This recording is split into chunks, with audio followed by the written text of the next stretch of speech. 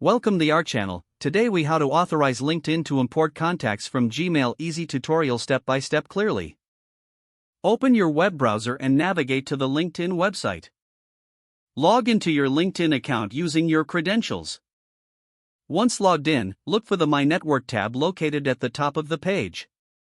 Click on My Network to access your connections. On the left side of the page, find and select Add Personal Contacts.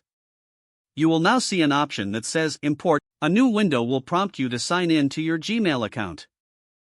Enter your Gmail email address and password, then click Next.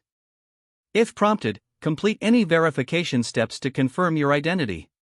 Once logged in, you will need to allow LinkedIn to access your contacts.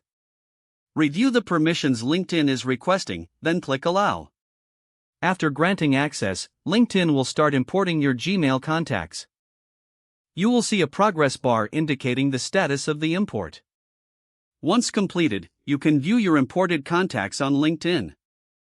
You now have the option to connect with these contacts directly.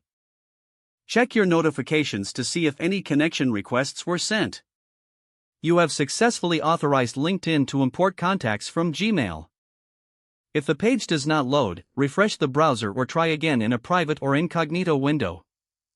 Make sure you are using the correct email address, then retype it carefully to avoid small typos. If your password is not accepted, use the reset option and create a new strong password you can remember. Check your spam folder for verification or security emails, then complete any requested confirmation steps. Enable two-factor authentication if available to improve account security and reduce unauthorized access risk. After signing in, review your profile details so your contact information and settings are accurate and current. If you see an error message, note it down and try again after restarting your device and internet connection. Log out when you finish, especially on shared devices, to keep your account and payment information secure. If the page does not load, refresh the browser or try again in a private or incognito window. Make sure you are using the correct email address, then retype it carefully to avoid small typos. If your password is not accepted, use the reset option and create a new strong password you can remember. Check your spam folder for verification or security emails, then complete any requested confirmation steps.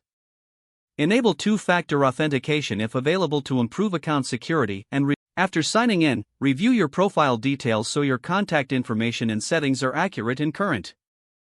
Don't forget to like this video and subscribe to our channel for more step-by-step tech guides.